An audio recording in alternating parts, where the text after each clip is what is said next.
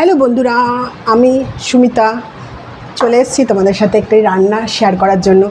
সবাই সব রকম রান্না সব রকমভাবে অনেক রকমভাবে করে, আমিও আমার পদ্ধতিতে নানা রকম রান্না তোমাদের সাথে করে শেয়ার করি।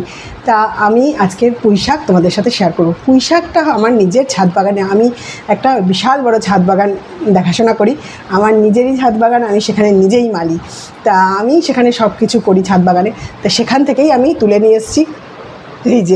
এই পুঁই শাকটা আমি কেটে নিয়ে এসেছি। আর পুঁই শাকের জন্য যে ভেজিটেবিলগুলো দেবো, আমি ভেজিটেবিল দিয়ে করব। পুঁই শাক নানা রকমভাবে করা যায়, যেরকম মাছের মাথা দিয়ে, পোনা মাছের মাথা দিয়ে করা যায়, ইলিশ মাছের মাথা দিয়ে করা যায়, আবার চিংড়ি মাছ দিয়েও করা যায়। তা আমি আজকে মাছের মাথা বা চিংড়ি মাছ দিয়ে করব না, আজকে আমি ভেজিটেবিল দিয়ে করব। তার জন্য আমি নিয়ে নিয়েছি কুমড়ো, বেগুন, আর এটা হচ্ছে রাঙা আলু। এখনকার দিনে বেশিরভাগ লোকেরই সুগার, তাই আলু খাওয়া অনেকেরই বারণ। তা আলু সব সবজিতে না দিলে ভালো লাগে না, তাও আমি আলুটাকে বাদ দিয়েছি, রাঙা আলু দিয়েছি তার বদলে। আর পুঁই শাকে যে আরও কিছু লাগবে সেগুলো হচ্ছে তেল। তো আমি তেল গরম বসিয়ে দিয়ে এসেছি যাতে তাড়াতাড়ি হয় জিনিসটা। কালো জিরে দেব, শুকনো লঙ্কা দেব, নুন রেডি করে নিয়েছি, আর কাঁচা লঙ্কা আর রসুন থেতো করে নিয়েছি।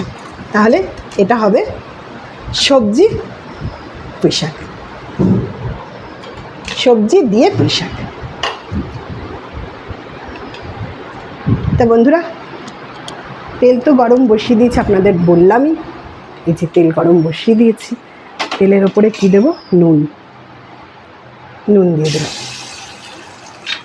এইবারে এখানে দেবো শুকনো লঙ্কা ফোড়নে। আমরা সোমবারও বলি, জানেন তো, ফোড়নও বলে অনেকে, আমরা সোমবারও বলি। এই যে শুকনো লঙ্কা ফাটিয়ে দিয়ে দিলাম। এইবারে দিয়ে দিচ্ছি এই কালো জিরেটা।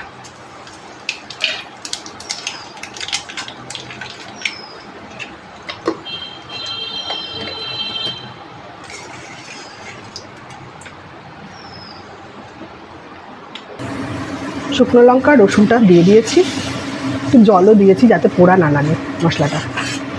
এই যে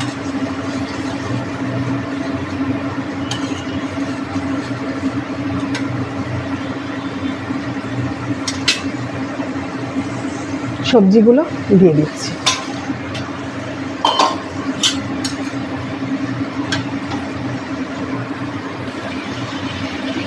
সবজি ভাজা চলছে, তার মধ্যে একটু হলুদ দিয়ে দিচ্ছি।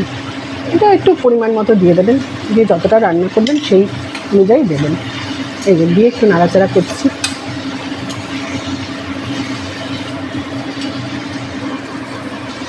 সবজি নাড়াচাড়া করতে করতে আমি ধুয়ে রাখা পুঁই শাকটা নিয়ে চলে এসেছি।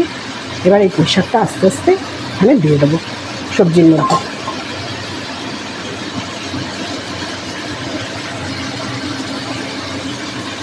বন্ধুরা, সব পুঁই শাক একসাথে দিতে পারিনি, কারণ এই যে হাফ দিয়েছি, এটা তাই উপচে যাচ্ছে। এবার একটু ঢাকা দিয়ে দেবো, তাহলে একটু জলটা বেরিয়ে গেলে এই উপছানোটা কমে যাবে।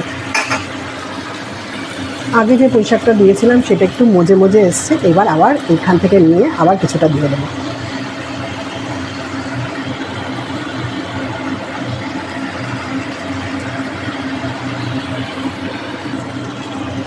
দুটো কাঁচা লঙ্কা চিড়ে রেখেছি, সেটা এখানে দিয়ে দিচ্ছি। আরও কিছুটা পুঁই শাক আছে, ওটা আবার দেবো। পাত্রটা ছোট তো, তাই একবারে দেওয়া যাচ্ছে না বন্ধুরা। সব সবজির সাথে পুঁই শাকটা মিশ্রণটাতে মিশিয়ে নিয়ে ভালো করে এইবারে ঢেকে দেব কিছুক্ষণের জন্য, যাতে ওটা ভাপে সিদ্ধ হয়ে যায়। ঢেকে দিলাম, সিম করে দিলাম গ্যাস। 5 মিনিট পর ঢাকনা খুলে দেখব কী পজিশন আছে।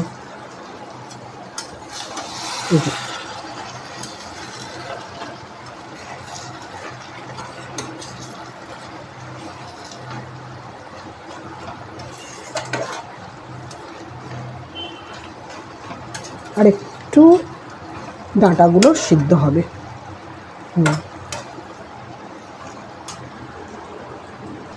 বন্ধুরা, এবার আমি 1 টিস্পুন চিনি দিয়ে দেবো। চিনি দিয়ে নাড়তে থাকবো। মোটামুটি হয়ে এসছে, কিন্তু যেহেতু ডাটাগুলো এখনও একটু শক্ত তাই আরেকটু বসিয়ে রেখেছি, হচ্ছে।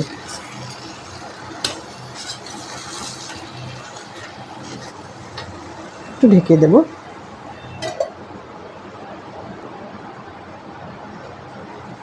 1 টিস্পুন চিনি দিয়ে দিয়েছি। এবারে ডাটাটা যেহেতু একটু শক্ত আছে তার জন্য আরেকবার ঢেকে দেব।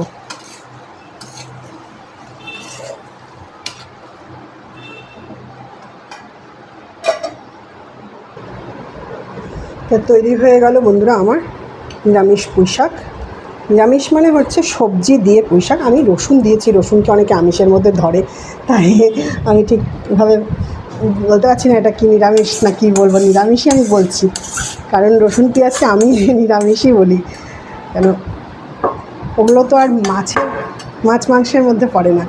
তাহলে রেডি হয়ে গেল আমার সবজি দিয়ে পুঁইশাক, সবজি পুঁইশাক। কেমন হয়েছে জানাবেন দেখতে। আর আপনারা এই পদ্ধতি মেনে যদি করেন তাহলে অবশ্যই জানাবেন কে কোথা থেকে দেখছেন, অবশ্যই জানাবেন। তাহলে পুঁইশাক রেডি। টাটা!